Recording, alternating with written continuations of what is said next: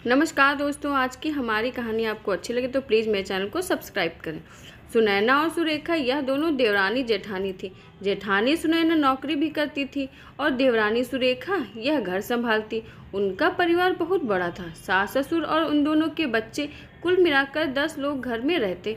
और अब बहुत साल बाद उनकी बुआ सास अपने भाई के घर रहने आई थी। सुबह उठने के बाद बुआ सास ने देखा कि सुनैना फटाफट अपने काम कर रही थी। सुरेखा ने नाश्ता बनाया और वह नाश्ता सुनैना ने सबको परोसा। उसके बाद सुनैना ने अपना टिफ़िन पैक किया और वह काम पर निकल गई। सुरेखा ने वापस दोपहर का खाना तैयार किया और थोड़ा वक्त अपनी सास और बुआ सास के साथ बैठी रही। बुआ सास से रहा नहीं गया। उन्होंने सुरेखा को पूछा, छोटी बहू, तुम्हारी जिठानी तुझ पर बहुत हुक्म चलाती है। सुबह से देख रही हूँ रसोई घर में अकेले ही काम करती है और वह महारानी दिखावा करने के लिए नाश्ता परोस रही थी, जैसे कि उसी ने ही नाश्ता बनाया हो। यह सुनने के बाद सुरेखा ने बुआ सास की तरफ देखा और बोली, बुआ सास जी, ऐसा कुछ नहीं है, सुनैना दीदी बहुत अच्छी हैं। बुआ सास बोली, तुम बहुत भोली हो सुरेखा, मुझे सब समझ में आता है। मेरे बाल धूप से सफ़ेद नहीं हुए हैं। सुरेखा से अब नहीं रहा गया। वह बोली, ऐसा नहीं है बुआ जी, आपको सुनैना दीदी ने सबको नाश्ता परोसा। वह दिखा पर आपको यह नहीं दिखा कि दीदी ने मुझे ज़बरदस्ती सबसे पहले नाश्ता करने दिया और चाय भी दी। वह रोज़ मुझे ऐसे सबसे पहले ही नाश्ता देती हैं, नहीं तो सबके लिए नाश्ता करते करते मैं खुद के लिए नाश्ता बनाना भूल जाऊंगी। दीदी मेरी कितनी चिंता करती हैं। दीदी सुबह जल्दी उठकर मंदिर साफ़ करती, फूल सजा कर रखती हैं और मुझे उनके 1 घंटे बाद उठने के लिए कहती।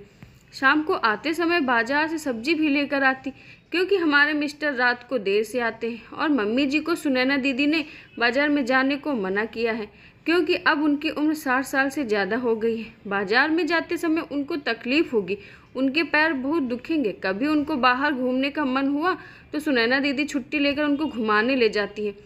और हाँ बुआ जी, दीदी रोज़ शाम को आने के बाद वह कितना भी थकी हो तब भी मुझे खाना बनाने में मदद करती है। वह मेरी बड़ी जेठानी ज़रूर है, पर मुझे अपनी छोटी बहन ही समझती हैं और मैं उनको अपनी बड़ी बहन समझती हूँ। यह सब सुनकर बुआ सास एकदम चुप हो गई। उनकी चुगली सुरेखा के आगे टिक नहीं पाई। शाम को सुनैना सब्जी की थैली सुरेखा के पास देते हुए बोली, सब्जी के साथ तुम्हारे मनपसंद लेखक की किताब भी उसमें है। यह सुनकर सुरेखा खुश हो गई। सुनैना को थैंक यू बोलकर सब्जी की थैली किचन में रखकर वह अपने रूम में चली गई।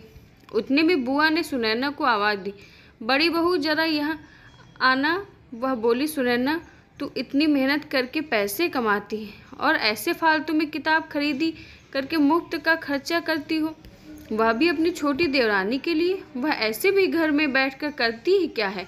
तुम दिन भर मेहनत करती हो और वह घर में आराम करती है। इस पर सुनैना हंसकर बोली, क्या बुआ जी, आराम? और सुरेखा, उसे तो कहने पर भी वह आराम करती नहीं। सुबह उठकर बेचारी काम करती रहती है। सबका मनपसंद खाना, मेरी और उसके मिलाकर 4 बच्चों का टिफ़िन, सब वही तो करती है और तब भी उसके चेहरे पर हमेशा आनंद दिखता है। सुबह की चाय पीने के लिए उसके पास वक्त नहीं रहता। दोपहर को जब बच्चे घर आते हैं तो उनका खाना, होमवर्क सब वही देखती है। इसलिए मुझे बच्चों का टेंशन नहीं है और इसलिए ही मैं ऑफिस में मन लगाकर काम कर पाती हूँ। कुछ दिन पहले ही मुझे प्रमोशन मिला है। इसके अलावा मम्मी जी और पापा जी की दवाइयाँ कभी ख़त्म हो गई और कभी लाने की हो तो वही ध्यान में रखती है। घर में कोई मेहमान आए तो उनकी मेहमान नवाजी भी तो वही करती है। बुआ जी, घर और बच्चे संभालना छोटी बात नहीं है। इतना सब सुनकर बुआ जी उनकी तो बोलती ही बंद हो गई। सुनैना कभी कोई शिकायत नहीं करती, वह सब काम कर लेती है। वह सिर्फ पढ़ना पसंद करती। फिर मैं मेरी छोटी बहन के लिए इतना नहीं कर सकती? मैं नहीं करूँगी तो फिर कौन करेगा? इतना बोलकर सुनैना अपने रूम में चली गई। यह सब बोलना सुनैना की सास पीछे खड़े होकर सुन रही थी। वह बुआ के पास आई और बोली, जीजी, यह दोनों देवरानी जेठानी जरूर हैं, लेकिन उनका रिश्ता 2 सगी बहनों से ज़्यादा पक्का है। मेरे घर की मजबूत दीवारें हैं यह दोनों। पहले मैं भी एक बुरी सास थी, हमेशा इन दोनों में झगड़ा लगाने का प्रयास करती थी, पर यह दोनों के प्यार के आगे मैं हार गई। वैसे भी झगड़ा लगाकर नुकसान तो हमारे ही घर का होगा ना। पर यह बात बुआ को समझ में नहीं आई। रुदन करते हुए कमरे से बाहर चली गई। क्योंकि उन दोनों में झगड़ा लगाने के लिए ही वह आई थी। पर सुनैना और सुरेखा इनके जैसी दो समझदार देवरानी जेठानी के बीच झगड़ा करवाना मुश्किल था। तो दोस्तों, उम्मीद करते हैं आज की हमारी कहानी आपको अच्छी लगी होगी। धन्यवाद।